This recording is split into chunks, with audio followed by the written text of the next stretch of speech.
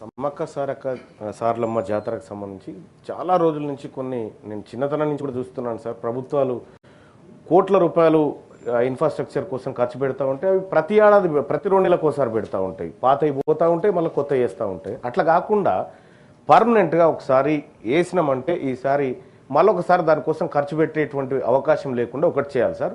రెండోది, సమ్మక్క సారలమ్మ జాతర చుట్టూ అనేకమైనటువంటి టెంపుల్స్ ఉన్నాయి సార్, అనేకమైన పర్యాటక కేంద్రాలు ఉన్నాయి సార్.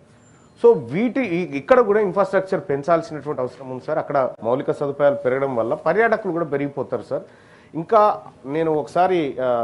నేను మా కుటుంబంతో ఆదివాసి గూడాలకు ఒకసారి పోయినటువంటి సందర్భంలో సార్, అక్కడ చాలా చారిత్రాత్మకమైనటువంటి ఆది మానవుల కాలం నాటి చరిత్ర కొంత అక్కడ ఉంది సార్. వాటిని కూడా ఈ సమ్మక్క సారక్క జాతర అంటే అది ఒక్క జాతరే కాదు సార్, దాని చుట్టూ ఇన్ని అంశాలు ముడిపడి ఉన్నాయి సార్ అక్కడ పోవడానికి కారణం. అయితే సమ్మక్క సారక్క జాతరలో సార్ ఇక జాతర అయిపోయినాక 2 రోజులకు 3 రోజులకు అటెంకాలు ఎవడన్నా పోయి చూస్తే ఎంత ఆగముంటుందంటే సార్, ఆ బయటనే విసర్జన చేస్తూ ఉంటారు, మలమూత్ర విసర్జనలు చేస్తూ ఉంటారు. అట్లా లేకుండా జాతర పరిశుభ్రతను కాపాడాల్సినటువంటి అవసరం ఉంది సార్.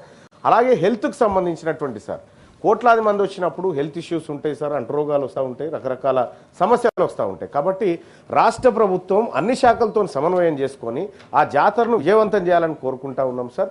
ఇక ట్రాన్స్పోర్ట్ విషయంలో కానీ ప్రత్యేక బస్సులు, ఇక అక్కడి సమ్మక్క సారక్క జాతర అంటే అదనపు ఛార్జీలు వసూలు చేసే సాంప్రదాయం మన దగ్గర ఉంది సార్.